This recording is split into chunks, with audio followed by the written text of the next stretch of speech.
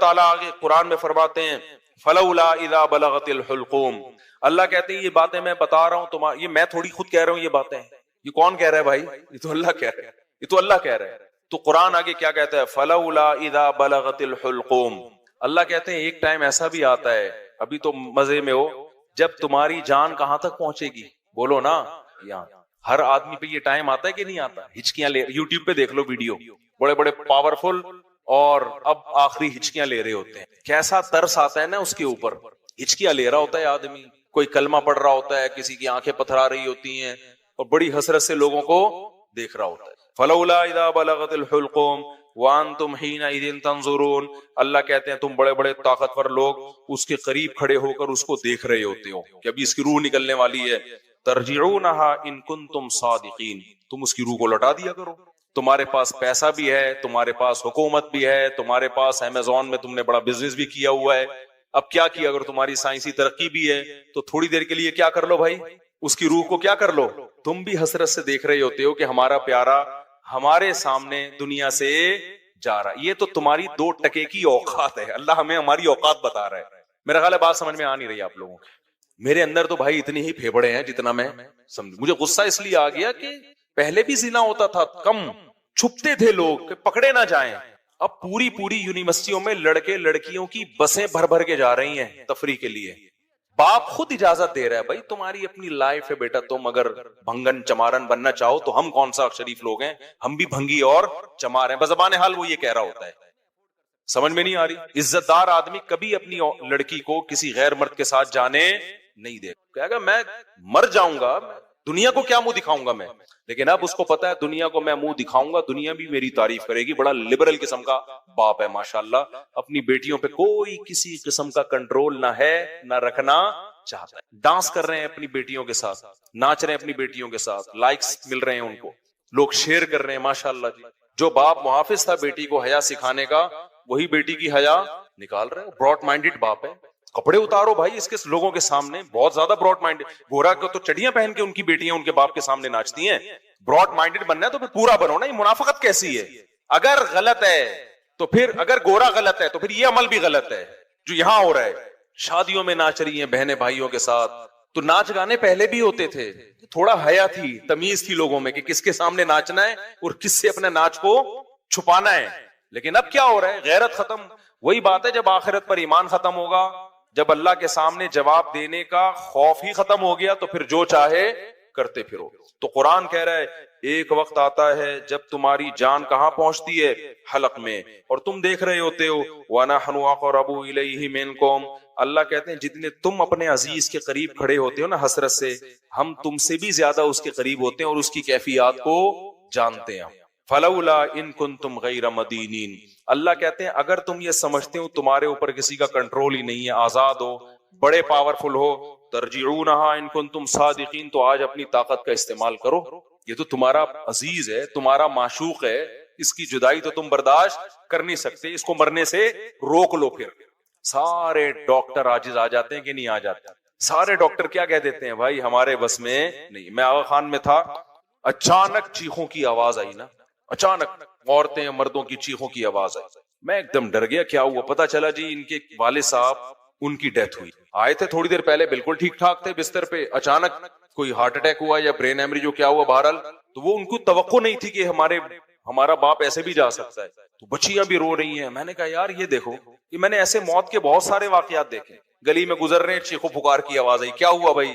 پتا چلا جی ڈیتھ ہو گئی۔ کتنے سال رشتے آپس میں ٹائم گزارتے ہیں اور جدا ہونے میں چند سیکنڈ بھی بولو نہیں لگتے، اور پھر روتے 3-4 دن تک ایسے ہیں جیسے بڑا غم ہوا ہے، اور 3-4 دن کے بعد 20-30 سال پرانے رشتوں کو ایسا بھولتے ہیں جیسے زندگی میں کبھی رہنا نصیب ہی نہیں۔ یہ ہے وہ دنیا جس کے پیچھے انسان کس کو ناراض کر رہا ہے؟ خدا کو ناراض کر رہا ہے۔ تو قرآن کہتا ہے اس کی جان لوٹا کے دکھاؤ۔ فَأَمَّا إِنْ كَانَ مِنَ الْمُقَرَّبِينَ، اللہ کہتے ہیں اب یہ میرے پاس آ گیا ہے، اب یہ تمہاری کسٹڈی سے نکل گیا، اب میں بتاتا ہوں اس کے ساتھ کیا ہونے والا ہے، سمجھ رہے ہو نا؟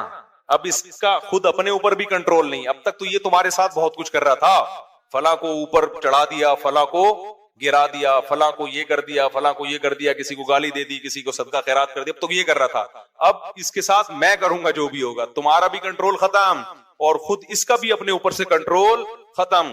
فاما ان کان من المقربین, اللہ کہتے ہیں یا تو یہ نیک لوگوں میں سے تھا, ساری زندگی اس نے مجھے یاد رکھا, میرے احکام کو فالو کیا, فروح و ریحان, تو اس کے لیے خوشبوئیں ہیں, وجنت نعیم, اور خوشخبریاں ہیں ہمیشگی کے باغات کی.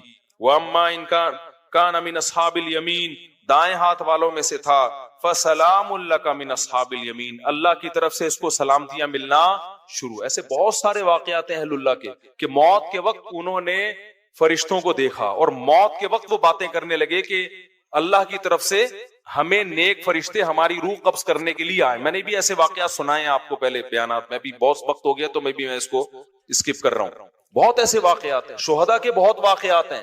میرے والد صاحب نے بتایا کہ ایک قاری صاحب ہندوستان میں قرآن پڑھایا کرتے تھے, ساری زندگی ان کے نا بچوں کو قرآن پڑھانے میں گزری. موت کے وقت نا ان کی جسم سے روشنی کا گولا نکل کے گیا, سب نے دیکھا جتنے لوگ.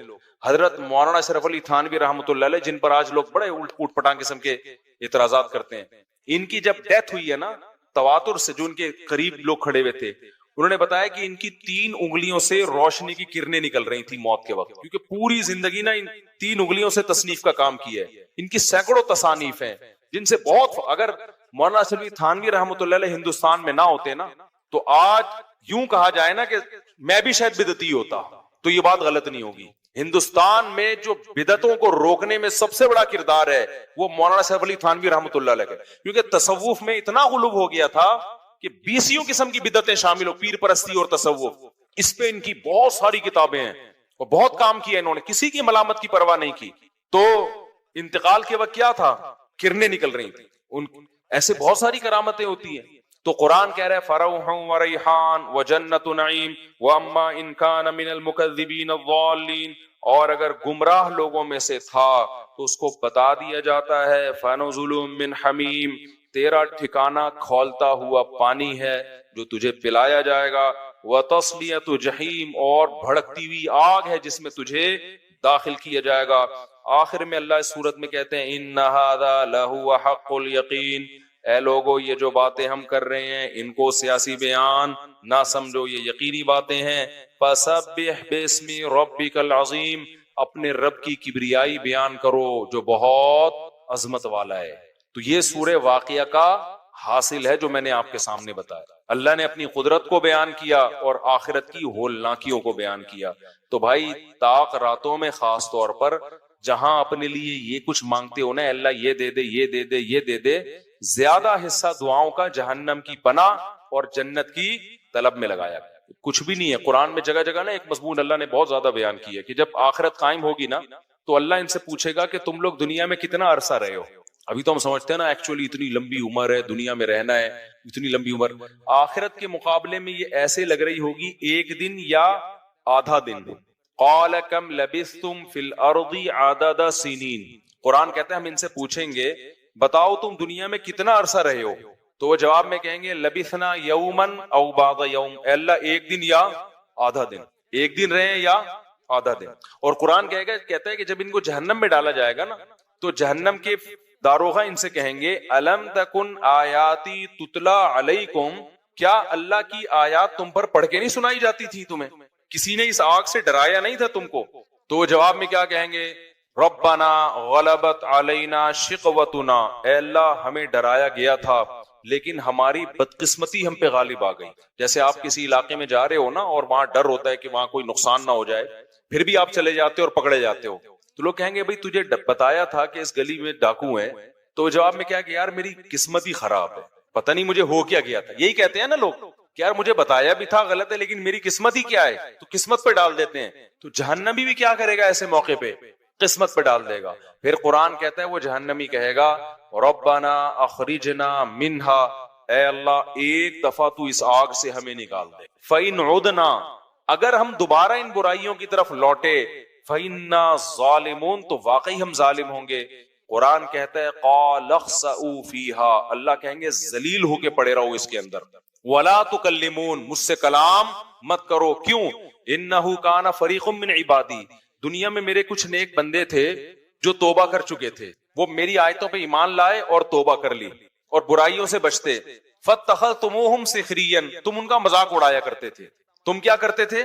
بولو، مذاق اڑاتے تھے. انی جزیتہم الیوم بما صبروا، آج ان کے صبر کا دیکھو میں نے کیسے بدلہ دیا ہے، جن کا تم مذاق اڑایا کرتے تھے. انہم ہم الفائزون، آج وہی کامیاب ہیں. پھر آگے قرآن کہتا ہے کہ افا حسبتم انما خلقناکم عبثا، تم نے یہ سمجھ رکھا تھا کہ ہم نے تم کو دنیا میں بیکار پیدا کیا. بس میں 2 منٹ میں بات مکمل کر رہا ہوں. تم یعنی کیسے بے وقوف ہو کہ دنیا میں جب تمہیں جہنم سے ڈرایا گیا تم نے اس کو مذاق سمجھا. تو کیا تم یہ سمجھتے تھے کہ خدا نے تم کو پیدا کر کے ایسے ہی چھوڑ دیا، وہ ویسے ہی بنایا ہے کہ نائٹ کلب میں ناچو، شراب پیو، زنا کرو، ہومو سیکچولیٹی کی طرف جاؤ، ڈرامے دیکھو، فلمیں دیکھو، جو مرضی کرو؟ تو کیا تم نے یہ سمجھ رکھا تھا؟ یعنی یہ تو ایسی عجیب سی بات ہے کہ اس کے لیے تو پیغمبر کے آنے کی بھی ضرورت نہیں ہے. اب آپ بتاؤ جو آخرت کو نہیں مانتا اس سے بولے پھر ہماری زندگی کا مقصد کیا ہے، تو کیا مقصد بتائے گا؟ بتاؤ. وہ کہے گا بھائی انٹرٹینمنٹ، راتوں کو کرکٹ کھیلو، دن میں سوتے رہو پڑے ہوئے، پھر فلم دیکھو، پھر ڈرامہ دیکھو، پھر لڑکیوں سے چھیڑ چھاڑ کرو، پھر سیٹنگ کرو. پیسہ بھی اس لیے کماؤ تاکہ چھیڑ چھاڑ میں آسانی ہو جائے. یہ جو پیسہ کما رہے ہیں نا، عیاشی کے لیے کما رہے ہیں نا، تاکہ اور زنا ہو سکے، شراب پیئیں اور موج مستی والی زندگی ہو. تو پیسہ بھی کوئی ان کا ہدف نہیں ہے، پیسے سے ہدف بھی عیاشی ہے. تو اللہ قرآن میں کہہ رہے کہ ہم ان سے کہیں گے افا حسبتم انما خلقناکم عبثا، تو کیا تم نے یہ سمجھ رکھا تھا کہ ہم نے تمہیں ایویں ہی پیدا کر دیا؟ وَأَنَّكُمْ إِلَيْنَا لَا تُرْجَعُونَ، اور تم ہمارے پاس واپس لوٹ کے نہیں آؤ گے، پیدا کر کے ہم نے چھوڑ دیا ہے. فَتَعَالَ اللَّهُ الْمَلِكُ الْحَقِّ، اللہ کہتے ہیں اللہ اس عیب سے پاک ہے کہ ایویں ہی انسان کو بنائے اور چھوڑ دے کہ جو چاہے کرتے رہو. یہ تو بہت بڑا الزام ہے. اللہ اس الزام سے کیا ہے؟ بری ہے. ایسا مجرم اللہ نہیں ہو سکتا. تو پھر بھائی اس سے زیادہ کوئی وضاحت ہو سکتی ہے اللہ کی طرف سے؟ بولو نا. اس کے بعد بھی کوئی حجت رہ گئی ہے؟ پھر بھی اگر میرے بھائی کسی کی بدبختی آئی بھی ہے نا تو وہ جو مرضی کرے. کیا خیال ہے؟ وہ گرل فرینڈ رکھے، وہ ہومو سیکسولیٹی کی طرف جائے، وہ نمازوں کو ضائع کرے، عورت ہے پردہ کرے نہ کرے، جو مرضی کرنا ہے کرو بھائی. اس کا مطلب کیا ہے کہ دلوں پر کیا لگ گئی ہے؟ مہر لگ. ایک انتہا بالکل بے احتیاطی والی زندگی. دوسری انتہا کیا ہے؟ جو غیر مسلموں کی ہے. اتنی احتیاط کہ بس مرنا نہیں ہے کسی قیمت، کچھ بھی ہو جائے، چاہے اس احتیاط میں وہ زندگی جو موت سے بھی بدتر ہو نا وہ زندگی گزارنی پڑے. اب ایسی زندگی کا کیا فائدہ جس میں ہر وقت موت سے ڈرتا رہے آدمی؟ زندگی تو بے خوف اچھی ہوتی ہے نا، سکون کی زندگی اچھی ہوتی ہے. لائف کو انسان انجوائے کرے، ہر وقت پھانسی کا پھندا لٹکا رہے، ابھی مر جاؤں گا، ابھی مر جاؤں گا، ابھی مر جاؤں گا، ابھی مر جاؤں گا. تبھی وہ پھر مر جاتے ہیں خودکشی کر کے. ہر وقت موت کا ڈر. مجھ سے بہت لوگ ملتے ہیں، اللہ نے ان کو بڑی اچھی صحت بھی دی ہے، بڑی دولت بھی دی ہے، لیکن کہتے ہیں یار موت سے بہت ڈر لگتا ہے، مر نہ جائیں. میں کہتا ہوں اگر میں آپ کو کوئی ایسا وظیفہ بتا دوں کہ آپ وہ پڑھ کے سمجھو کہ میں نہیں مروں گا تو ایسا ممکن نہیں. تو اس ڈر نکالنے کا ایک ہی طریقہ ہے، موت سے دوستی کر لو بھائی. کسی بھی وقت مر سکتے ہیں، کوئی پریشانی کی بات، کوئی ٹینشن کی بات نہیں. آن دو، موت آ رہی ہے تو آن دو. حضرت مولانا طاری جمیل صاحب کا ایک کلپ دیکھا تھا، وہ لطیفہ سنا رہے تھے کہ وہ منشی ہوتے ہیں نا گاڑیوں کے. ایک گاڑی آ کے لگتی ہے، لوڈ ہوتی ہے، پھر دوسری کا پوچھتے ہیں دوسری گاڑی آ گئی ہے تو کہتے ہیں آن دے، کہتے ہیں نا دوسری گاڑی کو بھی آن دے آن دے آن دے، ایسے کر رہے ہوتے ہیں نا پنجاب میں. وہ دوسری پھر لوڈ ہو کے آگے جاتی ہے، تیسری گاڑی صاحب آ رہی ہے، آن دے آن دے آن دے. وہ بار بار ایسے کرتے ہیں. کہہ رہے ہیں وہ نکاح پڑھا رہے تھے، دولہا یہی کام کرتا تھا نا گاڑیوں کا. تو اس سے بولا بھائی فلاں بنتے فلاں کا اتنے مہر میں تم سے نکاح کیا، قبول ہے؟ کہہ رہے ہیں آن دے آن دے. کیا کہہ رہے ہیں؟ آن دے. تو دیکھو وہ کتنے اس کی عادت پڑ گئی نا، اس کے لیے نارمل ہے یہ جملہ کہ کیا آن دے. بیگم بھی جہاں ٹرک اتنے آئے ہیں تو ایک بیگم بھی آ جائے، اچھا نا آن دے، وہ بھی آن دے. تو موت سے نفرت نکالنے کے لیے یہ ضروری ہے. اور یہ جو ہم پاگلوں کی طرح ایک دم نفسیاتی ہو گئے ہیں، یہ ٹینشن ختم کرنے کے لیے یہ ضروری ہے کہ جس موت نے آنا ہی ہے اس کے بارے میں ڈرا مت کرو، بولو آن دے. ہم نے کون سا یہاں ٹھیکہ لیا ہوا ہے رہنے کا؟ موت تو محمد صلی اللہ علیہ وسلم کی سنت ہے. اگر اس دنیا میں کسی کو باقی رکھنا یہ ضروری ہوتا تو سب سے زیادہ ضروری رسول اللہ صلی اللہ علیہ وسلم کی ذات تھی کہ جن کو یہاں باقی رکھا جاتا. جب ان پر موت واقع ہو گئی تو ہم اور آپ کس کھیت کی مولی ہیں بھائی؟ نبی صلی اللہ علیہ وسلم کے بعد حضرت ابو بکر سب سے زیادہ اس لائق تھے کہ ان کو زندگی لمبی دی، 1000 سال بھی زندگی دی جاتی کم ہوتی، امت کے لیے آپ اتنے مفید تھا یا نہیں تھا؟ ان کو بھی اللہ نے اٹھا لیا۔ پھر حضرت عمر کا دور آیا، کہا جاتا ہے کہ صدیوں تک ایسی حکومت کسی نے قائم نہیں کی جیسی حضرت عمر نے، اور کہا جاتا ہے اگر مزید کچھ سال زندہ رہتے پوری دنیا میں حضرت عمر کے دور میں اسلام غالب ہو چکا ہوتا، تو ان سے زیادہ زندہ رہنا کسی کے لیے ضروری تھا؟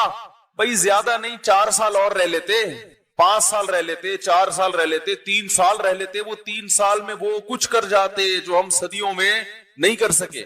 چلو اگر مرنا ہی تھا تو مکمل بوڑھے ہو جاتے، ٹھیک ہے نا، پھر بستر پہ چلے جاتے، پھر علاج معالجہ ہوتا، جیسے ایک 90-95 سال کی عمر میں اس زمانے میں عمریں ہوا کرتی تھی، پوری اپنی طبعی عمر پوری کرتے، جو کام اللہ نے لگائے سارے کمپلیٹ کر کے، پورے کر کے، مکمل کر کے، خلافت کسی کو سونپ کے اس کو سمجھا بجھا کے بھائی اس طرح سے چلنا، اس طرح سے نہیں، سارا سیٹ اپ کمپلیٹ کر کے چلے جاتے۔ آپ اپنی حکومت میں ہیں اور نماز پڑھا رہے ہیں فجر میں، اور ایک مجوسی نے آ کے چاقو مار دیا، خنجر مار دیا نماز، اور کمبخت نے خود بھی خودکشی کر لی تاکہ پکڑا نہ جاؤں، وہ ماریں گے مسلمان مجھے، خود بھی اپنے آپ کو قتل کر لیا۔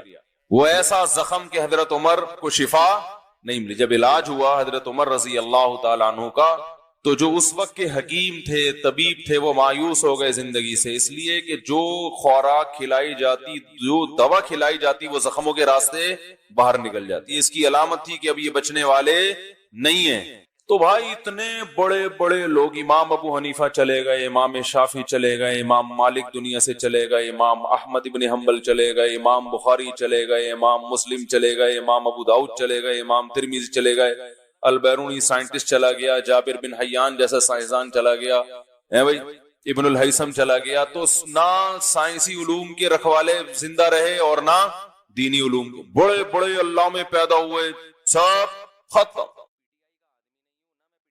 تو آپ اور میں کس کھیت کی مولی ہیں؟ ہم کہہ رہے ہم نہیں آئے، بس ہم یہی رہیں گے، ایسا نہیں ہو سکتا بھائی۔ ہاں یہ ایک اشکال ہوگا کہ یار چلے گئے تو ہم بھی چلے جائیں گے، لیکن تھوڑا سا ایک ٹائم ہوتا ہے جانے کا۔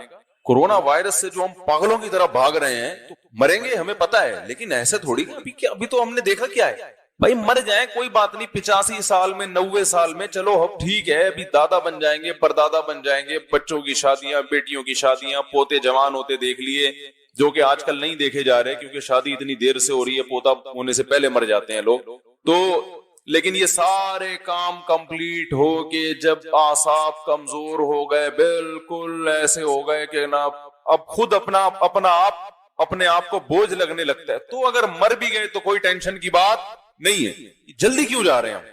بات سمجھ میں آ رہی ہے کہ نہیں آ رہی؟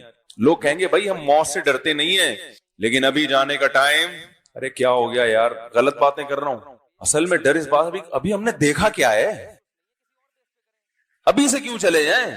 تو دیکھیں یہ تمنا بہت اچھی ہے کہ تھوڑا لیٹ جائیں، تھوڑا دیر سے جائیں ہم دنیا سے، یہ ہر ایک کی خواہش ہوتی ہے، زندہ رہنا ہر ایک کا دل چاہتا ہے۔ تو تمنا کرنے پر نہ اللہ کی طرف سے کوئی پابندی، نہ گورنمنٹ کی طرف سے کوئی پابندی ہے۔ آپ کی تمنا ہو کہ میں 100 سال زندہ رہوں، تو گورنمنٹ کی طرف سے بھی کوئی پابندی نہیں، لیکن یہ گراؤنڈ ریئلٹی ہے۔ ام للانسانی ما تمنا، اللہ فرماتے ہیں جس چیز کی تمنا کرو گے ضروری نہیں کہ وہ تمہیں مل جائے، تو یہ اپنے اختیار میں ہے ہی نہیں۔ اگر کسی بوڑھے سے پوچھیں 90 سال کی، کیا تمہاری تمنا ہے کہ تم ویسے ہی صحت مند ہو جاؤ جیسے 18 سال میں تھے، تو کیا کہے گا؟ ہاں بھائی، اس وقت تو ہم چھلانگے لگاتے تھے، درختوں پہ چڑھتے تھے، دیوار سے 3 دفعہ گرے کچھ نہیں ہوا، اب تو چلتے ہوئے ڈرتے ہیں کہ بس اگر گر گئے تو گئے۔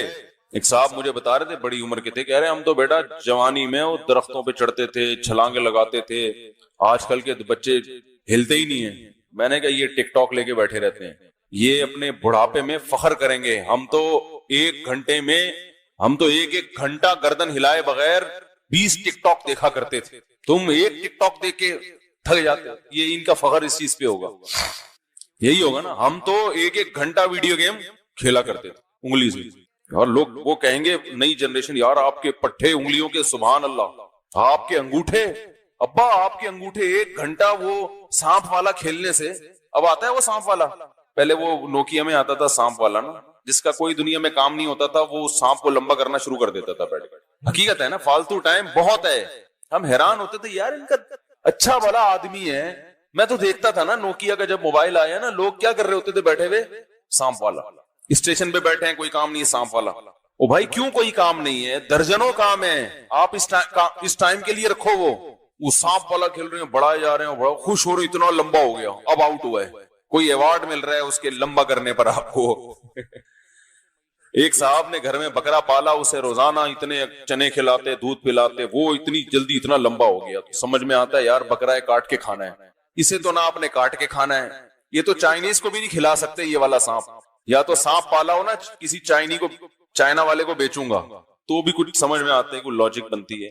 وہ تو جائز نہیں ہے۔ یہ سنا ہے کسی کا بیان آئے کتے پالیں اور چائنا کو بیچیں، چائنا کھاتے ہیں تو ہمارے لیے تو حرام ہے، لیکن چائنا والوں کو ہم بیچیں گے تو وہ کھائیں گے تو ہماری معیشت اس سے ترقی کرے گی۔ کتے جیسے کھانا جائز نہیں ہے، کھلانا بھی جائز نہیں ہے۔ سمجھ رہے ہیں؟ جس چیز کو اللہ نے کھانے کو حرام کر دیا اس کے کھلانے کو بھی حرام کیا۔ تو کتے اس نیت سے پالنا کہ ہم پال پوس کے غیر مسلموں کو بیچیں گے تاکہ وہ کھائیں، یہ حرام ہے، جائز نہیں ہے۔ تو یعنی جوان جو ہے نا وہ بڑھاپے میں کیا فخر کریں گے، ہم سانپ والا کھیلتے تھے۔